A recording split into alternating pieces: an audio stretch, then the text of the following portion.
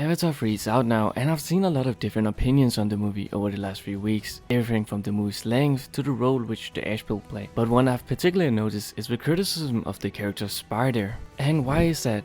Honestly, on my first watch, I didn't mind his character at all. I actually was on the edge of my seat when he was nearly killed off. I found the bond between him and the Na'vi, especially his Na'vi family, really interesting to see. And then also the bond he got with his real dad, the Colonel. But something I have realized is, even though Spider's arc is important and generally compelling, it ends up taking a significant amount of time in the movie. And that time has to come from somewhere. In this case, it feels like it comes at the expense of other areas that could have been just as exciting, like the Ash people. The movie is literally called Avatar 3, Fire and Ash, and yet at times it feels like it could have been called The Story of Spider. He plays a bigger role than the Ash people themselves, and that's a shame, not because I think Spider's a bad character, I actually do like him, but because I wanted to see more of the new land, more of his people and more of the creatures, the same way the Way of the Water introduced an entirely new side of Pandora.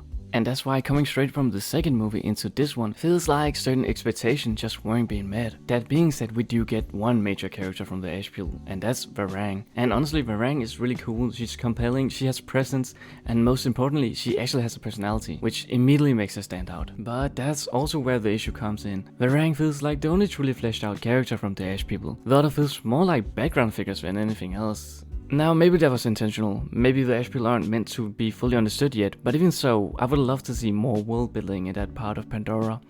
Because when you introduce a completely new culture, especially one like the Ash people, that's completely different from the others, with this hatred of Awa, the god in Pandora, it just feels like there's too much untapped potential here. I've also seen people questioning what's the point of view in Spider is. Some argue that he isn't necessary to tell an Avatar story, that he could have just been a Na'vi since he already acts like one, but to me that completely misses the point of his character. Spider isn't important because what he is physically, he's important because of what he represents. He is the foundation of one of the core messages of this movie, and that is, family isn't defined by how you look, but by who you choose and who chooses you. He's also the reason why the relationship between Jake and the Colonel feels so strange in this movie. They're enemies, but they both care about Spider. That shared connection forces them into moments of cooperation, temporary truces, and through that their bond evolves, and which also leads to moments where the Colonel's beliefs and morals are challenged. Without Spider, that internal conflict simply just doesn't exist. So in my opinion, his character isn't a problem, but he's actually needed. However, the balancing between his character story and everything else is just a little poorly done, which ends up holding the movie a little back from what it could have been. But putting Spider aside for a moment, another thing that I noticed about this movie is it didn't really have any major character death, outside of the two characters from the Water Tribe. One of them was barely even acknowledged, and honestly I don't know if they wanted to show that death is quick and in war you don't have time to mourn, but they didn't even mention him after, so I don't know.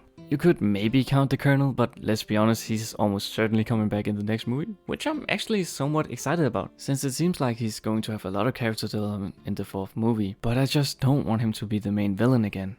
The lack of major character deaths means that the movie is avoiding permanent loss, which isn't necessarily a bad thing in my opinion, but it makes the movie lack an emotional high, at least compared to The Way of Water, where Neteyam died. Something else I've been thinking about is how this movie almost feels like a setup for what comes next. A lot of Avatar 3 is focused on the internal struggles, like from Spider and to the Jake Sully family and then even the Colonel, while at the same time introducing us to the Ash people, rather than fully exploring them and giving them real meaning to be in this movie. So hopefully in the next movie we'll be able to go deeper into the Ash people, their culture and their role in Pandora, and perhaps even meet new people from the Ash or even beyond that.